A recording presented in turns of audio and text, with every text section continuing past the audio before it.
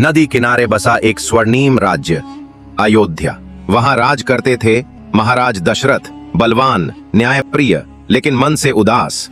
राजा सब कुछ पा चुका था, पर एक चीज का अभाव उसकी रातों की नींद छीन लेता था, संतान। राजमहल की दीवारें उदासी की गवाह थीं। तब एक दिन उन्होंने किया एक महायज्ञ, पुत्र कामेष्ठी यज्ञ। यज्ञ के अंत में अग्निदेव प्रकट हुए और दी एक दिव्य खीर। इसे अपनी रानियों को दो, जिससे तुम्हें पुत्र की प्राप्ति होगी। तीनों रानियों ने प्रसाद ग्रहण किया, कौशल्या, सुमित्रा और कैकेयी।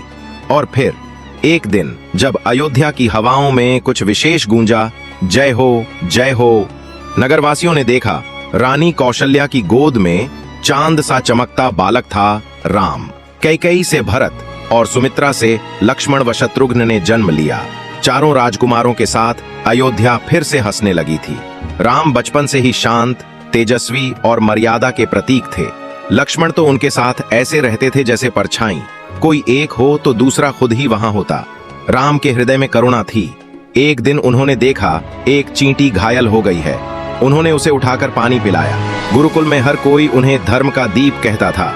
एक दिन नगर में आए एक तपस्वी ऋषि विश्वामित्र।